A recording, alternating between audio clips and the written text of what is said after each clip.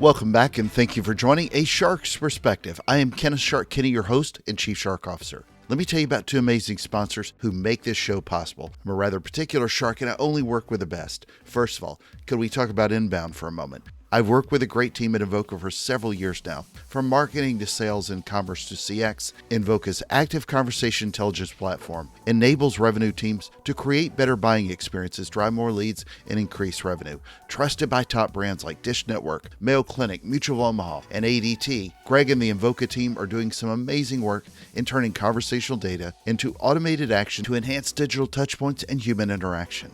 Secondly, let's talk about outbound. I've known and worked closely with Drips for years, and I hope that you'll take a look at Drips, the founders of conversational texting, where they use conversational AI to help you reach customers where they're the most responsive, and that's on their phones. And working with major brands like 3-Day Blinds, Liberty Mutual, Credit Repair, and Gainsco, Drips is leading the way for some of the biggest brands in the world to improve engagement rates and outcomes for their prospects and customers. Thank you to Invoca and Drips. And now, back to the show. How do you get more PR for your brand in this digital world we're living in today? When you research the topic, then a lot of the conversation often is built around personal PR and content creation for influencers. But that doesn't work for every business. Think about all the startups where they haven't had someone curate an audience for many years, for example. How do they break through? Sarah Evans is the founder of Sevans Strategy and Sevans Digital PR, and she's a digital PR strategist, consultant, global brand correspondent, and keynote speaker who works with companies worldwide to create and improve their social and digital PR strategies. And on this episode, we'll discuss digital PR, pivoting your business model, curating 100,000 plus followers, PR and media relationships, what reporters need, the Doctor's TV show, consumer tech experts, local TV, Clubhouse versus Twitter Spaces, cancel culture, Mandalay Bay Shark Reef Aquarium, suds in the bucket and the clothes hanging out on the line, the big glasses, and a lot more. So let's tune in to a Sevens PR leader with a shark who's 1 part digital and 2 parts aqua on this episode of A Shark's Perspective.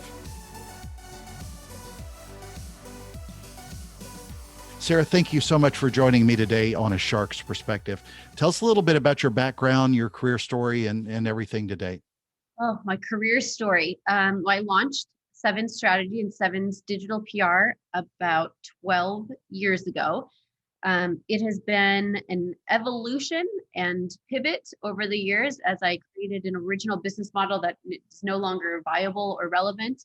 But what has remained is an emphasis on media relations and kind of the full scope digital PR perspective. So when we are building campaigns, we're not just thinking who's the best reporter, but who's the best niche writer, where's the best Clubhouse, where's the best Twitter space, who's the best podcaster, who's the best live streamer. We want to build the conversation across all of those channels.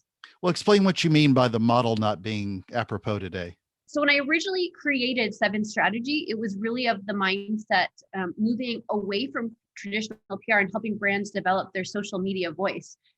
Within the first 3 years, social media had taken off so much so that most brands either had an internal or they were leveraging large scale agency support for that. So I had to pivot back to kind of my original skill set of strategic comms and PR, but really broaden that to encompass full scale digital support. Well, you've got a small town now following you on Twitter. I had to look it up earlier today. I know you probably don't look at your numbers, just as I don't. I think I probably have enough followers to be somewhere between, maybe 2 stop signs and a local diner, but I Googled yours and you're right around the city of Santa Maria City, California, that I'd never heard of before. Oh, That's north of Santa Barbara. See, if you go there, you're in that 100,000+ range. But that's so cool. so if you were giving advice to someone who was launching a company today and they didn't have a big social following, because you've curated this for a decade plus on Twitter. Yes, this is not overnight. But there's so many startups now, and not everybody's spent a ton of time on one channel for a decade plus. So what advice do you give them to kind of leverage that to start? The thing that's different today than from when I started is the sheer amount of content people need to create in order to really build a following or a community or a fandom on these sites. Like I look at people who are really avid viral creators on TikTok or Instagram and Instagram Live, and behind the scenes, the amount of strategic planning, even minor production quality and producing for those is really intense. I mean, I know the pre-planning is really important, but the consistency of content creation and development is really so important there. And you can build up a lot of really large numbers on these emerging or newer platforms if you really invest the time and content into them. Twitter, where I've kind of built up my following, is a little bit slower and more organic, especially when you're a niche area like I am, where I really am concentrating on PR folks, media, um, journalists in all scope of the word, comms students, marketing, CMOs. I've got a kind of a very niche area that I focus on. So that takes a lot of time, love, and care. And everyone else just kind of has to figure it out. There are all sorts of video hacks and things you can do now to streamline the amount of output you can do. So before we jump into media attention, I want to ask you one more question because you're on Twitter and you're on Clubhouse. Which do you like more, the Clubhouse or the Spaces? I love Twitter Spaces. I don't know if it's because I'm active on Twitter, but I like it feels a little bit more intimate on Twitter Spaces. It's almost like the after show. Like if I go over to Clubhouse, it's really big, like you're just an audience member and you're listening, and sometimes you get a chance to speak. But a lot of the rooms I listen in, I'm like, there's no way, I'm going to speak, and I'll listen in. And the Twitter Spaces is just so much more engaging. And I've really focused my own Twitter Spaces on being a helpful resource. We do relaunching the first week of May, a Tools Tuesday chat where we're talking about marketing, PR, and journalism tools, and inviting the makers on to come and speak. And then Collaboration Corner on Fridays, where people come in and talk about what they're working on, and the entire space helps them, promotes them, connects with them, collaborates. Well, at least I'll tell you this with both of them, the fact that it is that pop-in audio feel. It's a lot easier to be present and talk than it is to produce a blog Heck or yeah, write something. I mean, I can give up an hour of time, but ask me to sit down and write an 800-word article, it's too much. I totally get that. Well, everybody wants media attention today. I'm assuming that's what you're dealing with on a normal daily basis with every company. What does somebody need to do, at least to start from a strategy standpoint, before they just go clamor, we want media attention? Because this is a question that I get from people all the time. They tell me, we want PR, we want some earned media, but where do they need to start with their strategy? I'm glad that you asked this, because I was actually just meeting with a startup founder this morning, and he had the exact same question. He was definitely a national scope story, not local. So I'm approaching it from that perspective. And I'll just tell you exactly what I guided him to do. I said, number one, find out who's writing about your industries. And I said, plural, industries. And I said, think about your company. Let's say you were in crypto. You'd make some subcategories of fintech, crypto, business, finance, startups, and have those kind of 5 sectors.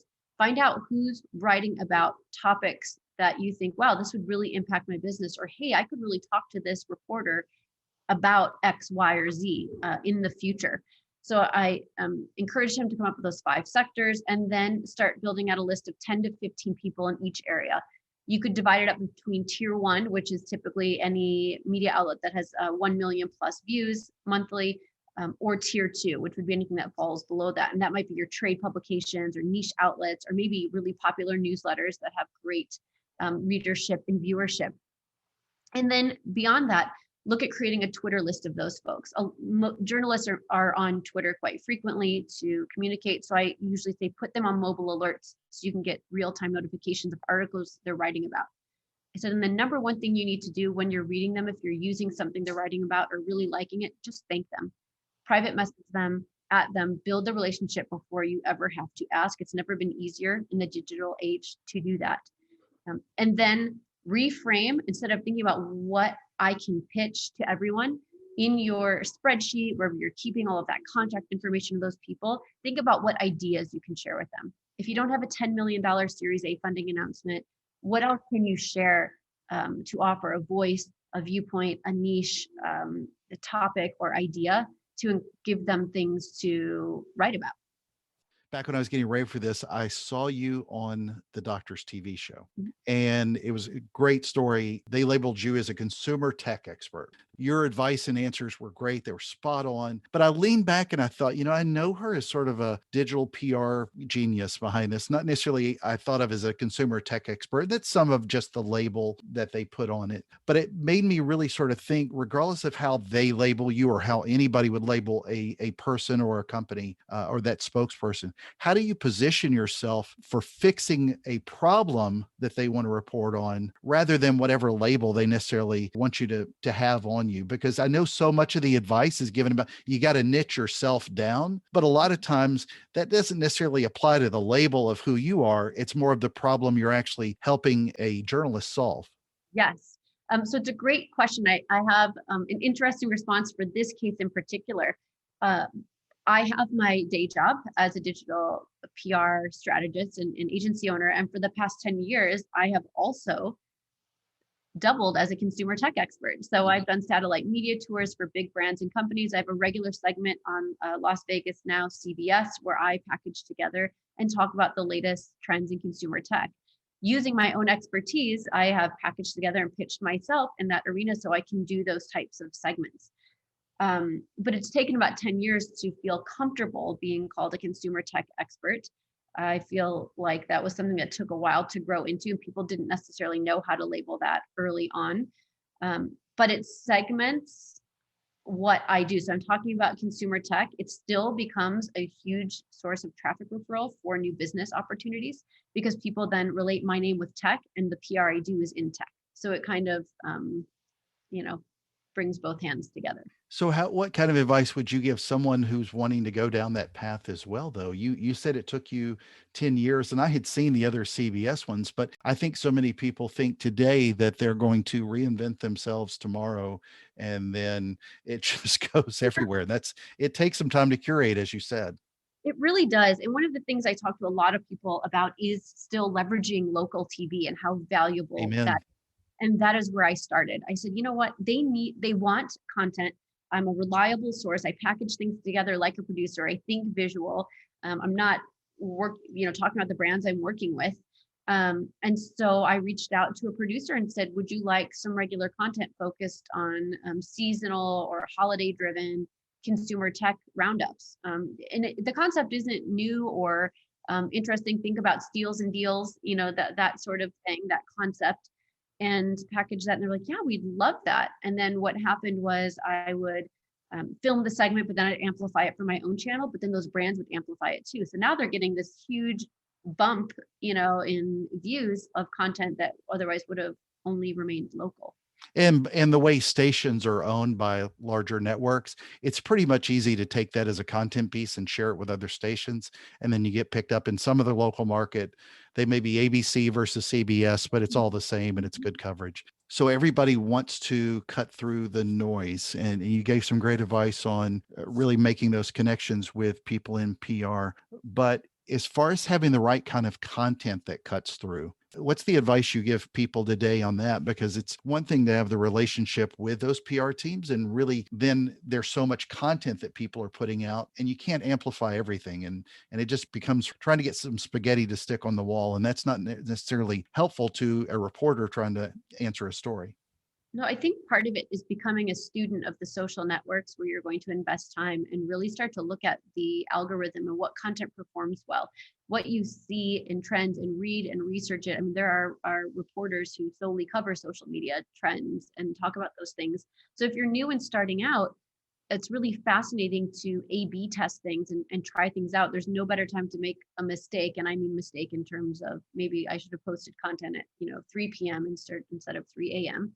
or vice versa, than when you're just starting out. And once you start to really become knowledgeable about the space you're in, you can perform better. I have a client that's in the a video platform space.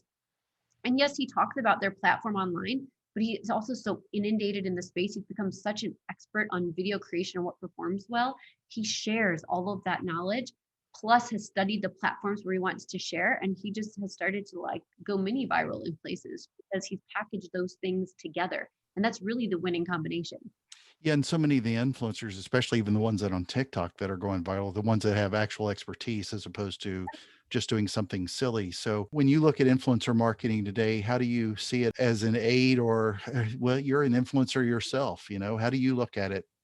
I look at it as an evolution, and you just used the best word of expertise. I do a lot in the B2B space, and it really comes down to expertise and a voice. And a lot of B2B experts also have built-in credibility other places. They might be Forbes contributors, Inc. contributors, and I know that seems, a bit overused to do that, but it's still very valuable to brands to say they've been mentioned in one of those places, so they can really kind of package together their influential voice with other outlets that are established. So expertise plus maybe a more established brand. On the flip side, on the B2C consumer side, I don't do a ton of that. And if I do, it's at a more local level here in the Las Vegas market. So we'll look for some really niche opportunities to engage different leaders across multiple platforms and help really reinforce some local messages. So we were talking a little bit before we started recording this, and I called it the B2Me type of environment that we're in right now, with especially with a lot of advice with everybody on Clubhouse who's giving you every expert advice on how to grow your Instagram following in a blink of an eye. But how do you take the advice that's good out there from what especially your generation and younger have learned on social media platforms, and then take that and apply it to help get the kind of PR that brands really need? Because it's a much different, again, it goes back to not everybody's had the time to curate a big social following. And we get that everybody wants to make a brand more human, and we're buying from Sarah as opposed to, Sevans PR. We know, that's part of it. But at the same time, you may want to sell it. I think for me, it's been about practice. Everything I do, I view as I'm experimenting here and learning and seeing what resonates. And so when I see what works, it's something I can take back to brands and use it as a best practice. I also always take the approach of giving first without asking too much. So I know we can be human and we can be brands, but if you're constantly asking and selling, it just does not resonate. But then you have to think about what kind of give you're doing. I just read an article this morning in Business Insider about a McDonald's franchise owner who was paying people $50 to come in and interview for open positions. So that's a give, but he wasn't seeing any results from that. So it's looking about what kind of give is also going to resonate most based on what people need right now. And it's being super mindful about the current economic situation, global pandemic. Things have had to change. So even everything I've learned has had to pivot and change in a new, more work from home, remote type of world. How does somebody go about budgeting for PR? What's the advice and strategy you ask people to sort of look at for that? So it depends what kind of PR they need and want. I'd say about 40% of people who come to me to do some fact finding really need a personal publicist. And that's not what I do. So I have a group of people that I will refer out. It's just a different type of PR. I do something that I refer to as moment in time PR for tech related industries. And that usually means you have a big announcement, a funding announcement, merger and acquisition. And we've kind of got it down to in artwork how we do these things now. And they have to have some tech thing. Now, if somebody comes and says, I want a personal publicist and I want to be on the Today Show, there are niche agencies that do that, and it can run you 25,000 to 50 grand. And you have to think of the flip. That's a big number, but what that big hit could resonate in sales for you. There's an actual ROI for that. If you want someone who, is trying to pitch local media monthly, you might have a $3K a month budget. And that guarantees you, one media hit in a local market and what the ROI is of that. You might want someone to run a large scale strategic comms campaign over a period of 90 days. Now you're looking at, $40,000 to $60,000 a month. So it just runs the gamut of what you actually need to accomplish. PR is so broad that you have to cull it down just a little to figure out what you want to accomplish. And when I use it under the umbrella of PR is what keeps people coming back, well, what do you want to do to keep them coming back? Is it that you want more FaceTime with the CEO? Is it that you want more brand stories shared? Is it that you want customer profile, human interest stories out there? So you really have to look at what you're trying to accomplish. Yeah, such a good point on the personal PR, but you still have a CFO who's going to want to measure it somehow. What's the best advice you have for what's an ROI type measurement that somebody should at least think about before they enter this space? So here's when we're putting together a plan, we're usually looking at KPIs. What are you measuring right now? Is it, brand awareness? Is it, we're doing a complete social strategy messaging rehaul, so we want to increase views by 10%, month over month, something like that. But some of it in the PR realm is a little bit softer. So for example, did you have a mention in a major newsletter that has 120,000 subscribers, and were you featured as an interview source in Clubhouse? How do you start to track those? The industry is changing yet again. So how do we bring kind of the numbers based monitoring of that? Because now you're putting value with these human interactions. I don't have it all figured out yet. I work with a few clients who are really focused on measurement right now. And one of the things they're looking at is relevance and ranking of those places where you mentioned. How important was it in the scheme of things, and how was your brand included in that? Was it a brief mention at the bottom of a large article, or were you the featured guest on a show for an hour where people heard 5 brand mentions? Which becomes more valuable? What is your advice on people, especially from a PR / where you're living in a social atmosphere? What's the best advice on dealing with cancel culture? I think number one, it's being mindful again of what's happening in the world right now. It's a very sensitive topic because on the one side, it's what is provoking the cancel. And number two, there's also kind of the apology culture. What are you saying sorry for? What have you done wrong? What are you going to change because of it? I teach my own children saying sorry isn't enough. I need to know what you're going to do to prevent this from happening again. And also I guess it's about being mindful, about owning when you make a mistake, and being very cautious on how you approach cancel culture in general, especially approaching it from the viewpoint of not being able to relate or understand because you come from a different background, that it may not be appropriate for you to comment on something. That it's such a big topic. I could probably dive into it for like another hour chat. And I hesitate on giving strategic advice around it as a broad topic versus situational. Absolutely. All right. So what is the best advice you've ever heard or given on PR? If it was something brilliant you came up with, that works too. It's not. I think it probably came from one of my original mentors, and it had nothing to do with what was happening externally, but internally as a team. She would pop by our office every day and always ask, what was the most meaningful part of your day today? And what she did, whether she knew it or not, was build camaraderie and team to a point that we were so excited to talk about the hospital we were working at the time, to talk about and work with the media and get these positive stories, that we created this almost great PR machine or workforce to want to feel connected to purpose and do better PR work. And I think that is the most important thing. If you have someone who believes in you, is connected to your purpose, that's when the best work happens. We're not going to name names, but what is the worst advice you've ever heard or well, I was going to say given, but of course you wouldn't give any bad advice. What's the worst advice you've ever heard? I mean, I've had clients in the past who are just so over-consumed with the metrics and getting a PR hit that they'll forsake the relationship because of it. And I focus so much time on every client on making sure that we really value what's happening and understand when something goes to the media that they're not working for us.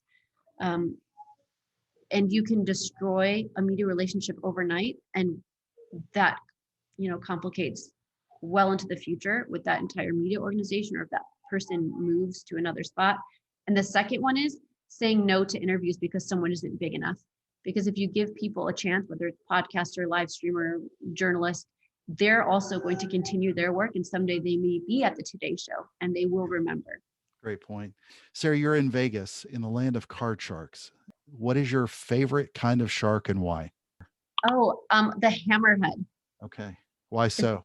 My favorite. We just like the look. I remember my son, we've got a shark reef here that we used to go and look at, and we bought this little like figurine package of sharks. And I just remember like we would always giggle at the hammerhead shark. And yeah, see, my husband or my son would always say, because you can hammer. And I just remember that. I thought I'm the only one who's going to find that funny, but that always kind of connected me to the hammerhead shark. Yeah, I've been to the Shark Reef Aquarium there at Manly Bay. I don't know how many times. I love that. So, what's that special time of the show?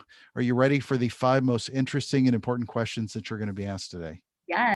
All right. Number 1, 2010's A Little Bit Stronger or 2003's Suds in the Bucket? So it's 20. Do you have any idea what I'm talking about?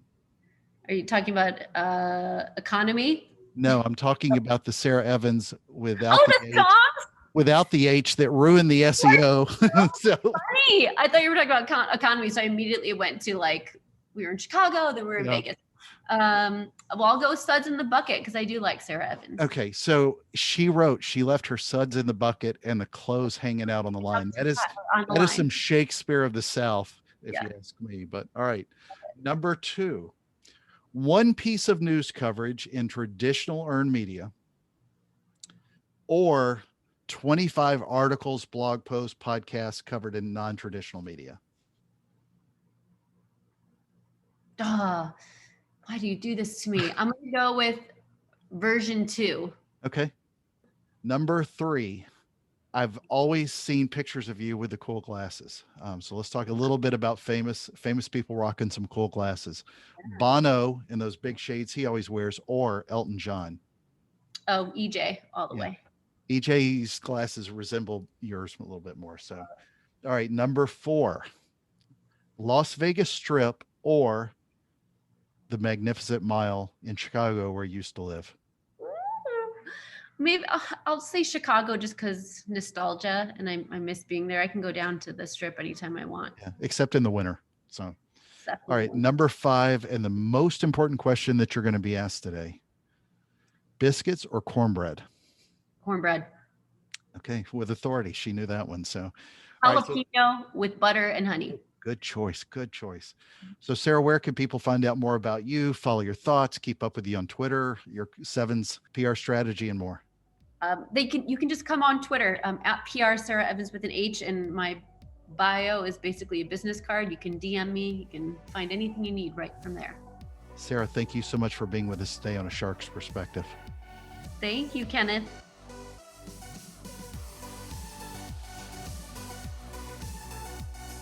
So that was my conversation with Sarah Evans, the founder of Sevans Strategy and Sevans Digital PR. And she's a digital PR strategist, consultant, global brand correspondent, and keynote speaker who works with companies worldwide to create and improve their social and digital PR strategies. Let's take a look at 3 key takeaways from my conversation with her. First, as she reminds us with social channels, consistency is the key. She phrased it, and I quote, consistency of content and creation and development. I mean, that's what's crucial. Yes, Twitter is slower, but she's been consistent there for a decade, and she's built a great audience, consistently building those relationships.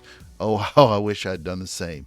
Second, everyone wants media attention and thinks they'll boldly go out there and get it. Unfortunately, a lot of that simply becomes the spray and pray method with pitches. But she gives some great advice on strategy and how to attain that with proper strategy, and a lot of that is just conversation, say on Twitter with DMs, conversation with reporters and journalists, rather than just mass pitches. I add that comment because you can target and you can blast, and yes, reporters need ideas and help for stories, but there's a lot of people blasting that same type of stuff. Basic direct engagement again on social can help you get that noticed a lot more quickly. A lot of PR experts are the ones who have curated those relationships with those audiences. Third, what a great lesson on not getting boxed in with a niche. Sarah's positioned herself for years as a digital PR leader, but she's also carved out another niche, and that's gotten her attention on a national scale. And that niche is as a consumer tech expert. Both drive her business, so yes, carve out a niche for yourself with your expertise, but at the same time, she's proof positive that you can have more than one. Got a question? Send me an email to kenneth@asharksperspective.com. Thank you again for the privilege of your time. I'm so thankful for everyone who listens. Thank you to the amazing sponsors, Invoke and Drips. So let's go make some noise, some digital noise anyway, and join us on the next episode of A Shark's Perspective.